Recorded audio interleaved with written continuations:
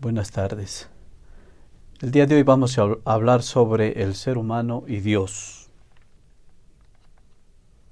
Objetivos de aprendizaje serán identificar la persona de Jesús de Nazaret, argumentar posturas frente a su proyecto y caracterizar la relación de la persona con Dios. Abordaremos 4 temáticas. La primera tiene que ver con la pregunta del ser humano sobre Dios. Todo ser humano, toda cultura se ha preguntado por Dios y Dios le ha resultado siempre un problema. Un problema muchas veces sin respuesta o con respuestas bastante débiles. Pero la pregunta del ser humano por Dios en realidad nos da a entender que en realidad todo ser humano tiene esta cuestión. Y en cada cultura el problema de Dios es como el motor de estas culturas. Es decir, el problema de Dios es el que da sentido y horizonte a cada una de las culturas. Y si aquí nos preguntamos, ¿y qué es del ateísmo? El ateísmo en realidad no está en las culturas como culturas, está en ciertos sujetos dentro de ciertas culturas. ¿En qué consiste esta pregunta del ser humano por Dios? ¿Existe Dios? ¿Quién es Dios? ¿Cómo es Dios? Pero esta pregunta nace de la inquietud del ser humano por esa idea que el mismo ser humano la tiene, y es el problema Dios. Y cuando el hombre se pregunta por algo que no ha logrado comprenderlo. Y en este contexto de comprenderlo es que el ser humano se organiza con las religiones, y las religiones tienen que ver con caminos para encontrarse por parte del ser humano con Dios. Son caminos, son huellas que los seres humanos van trazando para buscar sentido a su existencia, y el sentido último de su existencia lo encuentran en la mayor parte de las culturas, a eso apuntan las religiones, en Dios. Cuando el hombre responde a Dios con su fe es porque se siente amado. En realidad la pregunta del hombre por Dios tiene que ver con el amor que Dios le hace sentir al hombre, y el hombre, sintiéndose amado, lo que busca es de contestar. Y en el intento de contestar, como no puede comprender todo ese gran proyecto que es dentro de su propia historia, pero que supera la historia, en realidad lo que termina haciendo es constituyendo estas religiones, y hay muchas religiones en el mundo que constituyen estos caminos. Bien, la segunda parte será el problema de Jesús el Cristo como respuesta a la pregunta del hombre por Dios. Si ya Dios es un problema para todas las culturas, y las religiones que tienen en el centro a Dios constituyen como ese horizonte de las culturas, y la cultura ese gran carro de las religiones que mueve, que moviliza, entonces la pregunta es, ya en nuestros contextos, sobre todo occidental, ¿quién va a responder por la pregunta a Dios? Y ahí aparece ese tal Jesús de Nazaret como respuesta a la pregunta del hombre por Dios. Entonces Jesús aparece en un momento dado después de que ya en el Antiguo Testamento los profetas vinieran anunciando que vendría un Mesías, y el pueblo judío también estaba en esa, y sigue estando hasta ahora, los que no han aceptado a Jesús como el Mesías, estaban esperando la llegada del Mesías, y en un momento dado Jesús irrumpe en esa historia del pueblo de Israel. Y entonces es comprendido como el guía del pueblo de Israel, como el Mesías, el enviado de Dios. Y en ese contexto el Mesías, por supuesto, nace de una familia un poco, si quieren, hasta desorganizada, si se puede decir. María era una joven, aproximadamente de unos 16 años. Su prometido era José, y le redoblaba en edad, y estaban comprometidos. Y en ese contexto de un compromiso, todavía de no convivencia, es que, según el texto bíblico y el pensamiento judeo-cristiano, irrumpe la presencia de Dios para decirle una noticia a esta muchacha, que quedaría embarazada y que ese embarazo sería por obra de Dios. Bueno, procesualmente nace este niño, Jesús, Y quienes la han comprendido en el proceso de la historia como aquel enviado de Dios han terminado convirtiéndose en sus seguidores y son los cristianos. Muchísimos judíos se convirtieron, otros tantos, que también son muchos, siguen esperando al Mesías.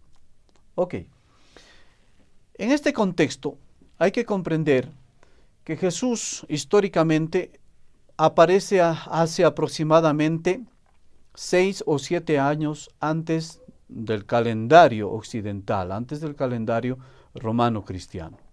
Entonces, ahí hay un desfase para con nuestro calendario, pero el problema no es ese. El problema fundamental es que, ¿qué hizo este tal Jesús para comprenderlo como el Cristo, como el enviado de Dios?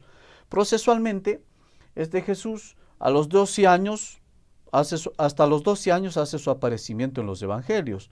Después de eso solo vuelve a aparecerse aproximadamente a los 27, 28 años.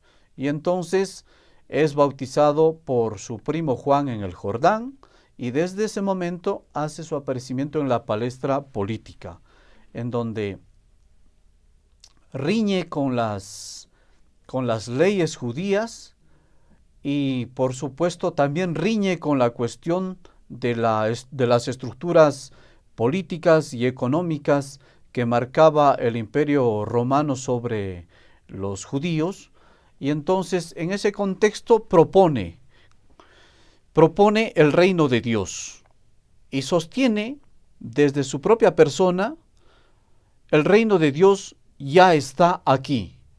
Y entonces, ¿qué significa el reino de Dios? Significa un mundo justo. ¿Con quiénes organiza el reino de Dios? Con los empobrecidos de Israel, con los excluidos, con los que habían sido, por supuesto, asumidos como la escoria de la sociedad. Por eso, en los evangelios se revela que Jesús es precisamente detestado por ciertas autoridades, por cierta gente de la élite. ¿Por qué? Porque le dicen que es amigo de prostitutas, amigo de borrachos, amigos de gente de mala fama, de la gente descartada, diríamos hoy, o excluidos. En ese contexto, el mismo Jesús sostiene que Dios quiere para los empobrecidos la salvación. Y la salvación es la meta última hacia la cual Jesús llevará precisamente a todos los que creen en Él. Y terminará diciendo en alguno de los evangelios, algún evangelista, que Jesús es el camino, la verdad y la vida. Y entonces en este contexto Jesús aparece como la respuesta de Dios al hombre, pero también el camino que el hombre hace respecto del encuentro con Dios. Hasta aquí el tema del hombre Jesús como respuesta a la pregunta del hombre por Dios. El tercer tema tiene que ver con el proyecto liberador de Jesús de Nazaret. ¿Cuál era el proyecto?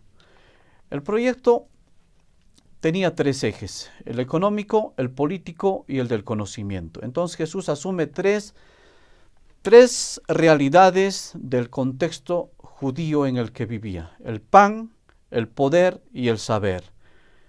Y frente a una economía centrada en el individualismo, Jesús propone una economía centrada en la persona y una economía solidaria.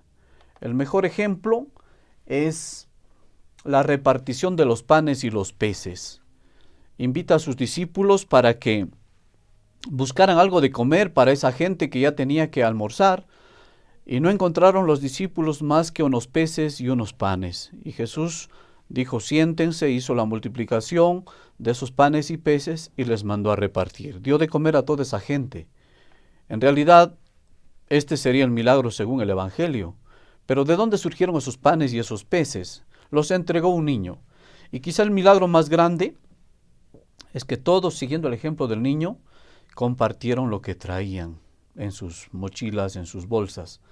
Y eso entonces implica un pan para todos, la solidaridad, en el centro de la persona y no el mercado y no el dinero. El siguiente elemento es el poder.